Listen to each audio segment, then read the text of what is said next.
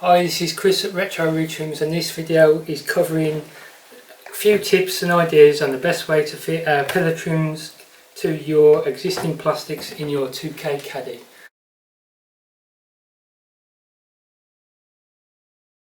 Okay, we've sanded all our plastic down, especially in the areas where the stitching is going to go. Sanded all around the backs and around the seat belt area especially. So the next step is to start gluing. We need a cut down brush and a good high temperature brush on glue.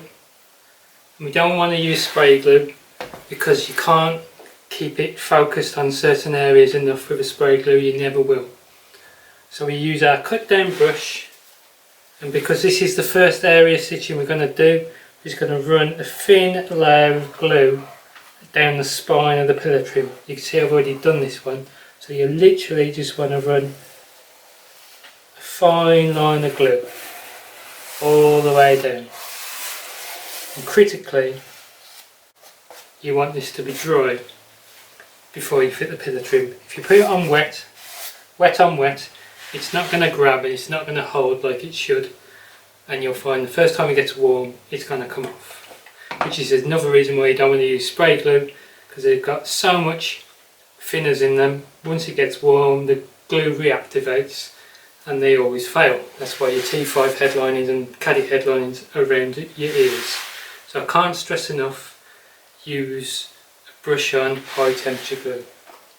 So we use a fine line of glue there and a fine line of glue here.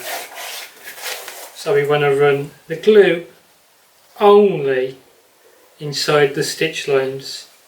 You don't want it outside of the stitch lines, because if you do, you're going to end up with a line telegraphing through the pillar trim, which is not going to look as professional as it could. So because I've already glued these and I've already glued that, I can now fit that, but I've left that for about 15 minutes. So you want to use the marker point to align that with the top of the pillar trim, and then we've run that down, laying it down. You know, if you'd have spray glued this whole thing would be caked and you'd be struggling to fit it without making a bit of a mess.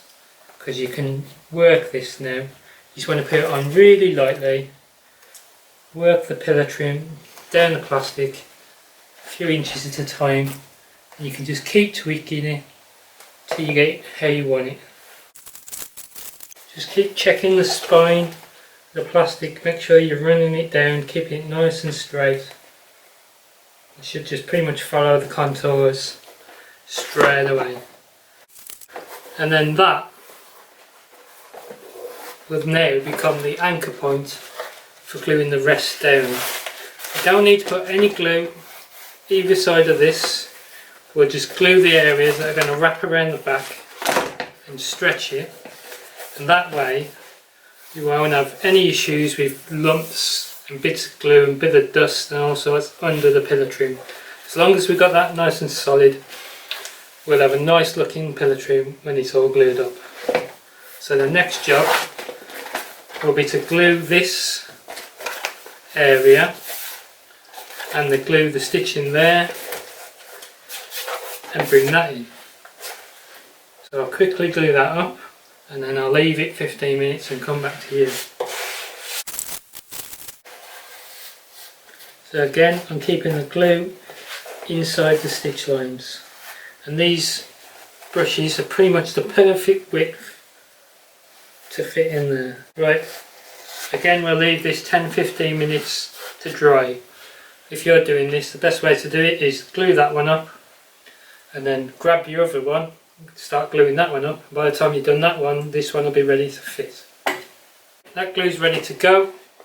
So key thing to realise here is when I pattern this up, obviously I drew it all out and patterned it up, we want the stitch lines or line to hit this intersection here on the plastic, go around and hit this one here. That's what the original pattern follows that I created. So as long as yours hits that point or very close to it, you're good. If it doesn't hit here and here, you've gone wrong somewhere, so you should follow that line. As long as you haven't gone crazy stretching this out, which you don't need to do, and you use that marker point to begin with, it should all pretty much follow suit. The only place you'll need to stretch is this seam down into here and a little bit around here, but the stitch lines, because they're stitched into place to follow the shape, you shouldn't have any problems with stretching. You don't want to stretch the vinyl, because obviously if you stretch it, you're taking it away from the shape it should be. So we're just, again, put a little bit of tension on there just to take any creases out, or any deviation in the vinyl. Just hold that, and we just want to keep everything in line. Just make it look, so it feels and looks right. You can see that there. I'm holding that a little bit in place. The glue's got that. I've literally bang on that V, which is cool. So we've got that there. Come round to here. Again, we don't want to go crazy on the pressure, because if you want to tweak it, you can still lift that off. That's why you've got to wait for it to dry. So we just follow that round. Obviously, I'm mindful of where I'm laying this. I want that ultimately to end up on there. I mean, you could do that if you wanted, but don't push that down, because it's going to have to come back because of the curve. So just roughly get it where you want and lay it in.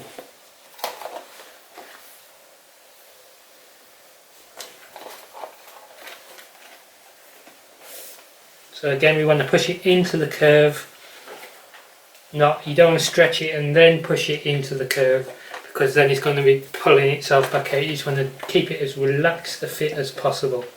So again, turning it around, you can see that stitch line is hitting that line bang on, and that's what you want. That then means if those are right and that's right, this is going to be right, and it's all going to look lovely jubbly. So that's in. We can stretch that out, make sure we got the stitching exactly where we want, nice and straight, all very pretty, minimal fuss. You can see now that is going to look cool. So we can stretch that around the back again. The only place you're going to really need to glue on the face of it is where you've got these double curves. Obviously the vinyl's not going to hold that, so we're going to need to glue that next, and that area next, especially the bottoms of the vents. The actual seam here, I'm not going to glue that because we don't want that to show through, telegraph through. So we'll just glue the back of that and stretch that round last thing, and that'll look lovely. Okay, so that glue has now gone off. We've glued this area that's going to go around the curve. We've glued the plastics, and same on the other side. We've let that go off for 10 odd minutes or so. And to fit this is pretty much the only time we're going to need the heat gun, because we want to relax the vinyl to flow into those two-way curves. So again, we're going to want to try and roll the vinyl into the curve, not push it onto it. That way we've got the least stress on the vinyl, and it's less likely to fail and lift. So I'm going to pull that right around there so it's not catching on this bit of plastic, and we'll come right round. You want to roll it on as if you're fitting a sock. And fitting a sock? Putting a sock on. So to relieve a bit of tension there, I'm going to start snipping these, or using a blade. Take the tension off the vinyl. I'll tweak that out then. Can't really see, but still I can work that out. I'll come right round. Again, I'll just tweak that.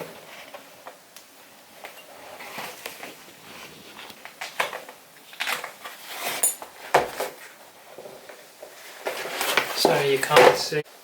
So I'll pull that around. I'll just work out anything that needs tweaking. You can't really see where that one went. So we come right round there. taken that shape quite well.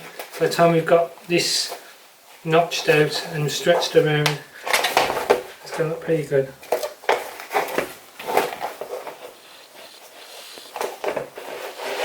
And we're going to do the same for the other side.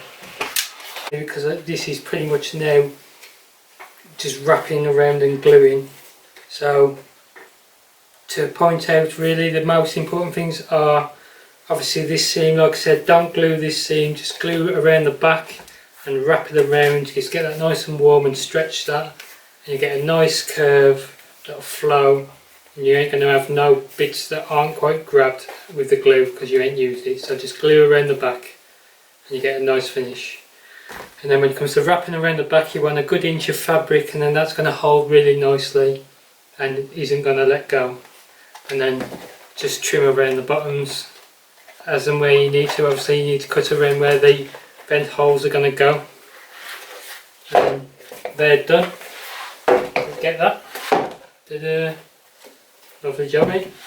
And then you got your vents, which is just simply a case of matching them up, gluing them up, and then drop that in the centre.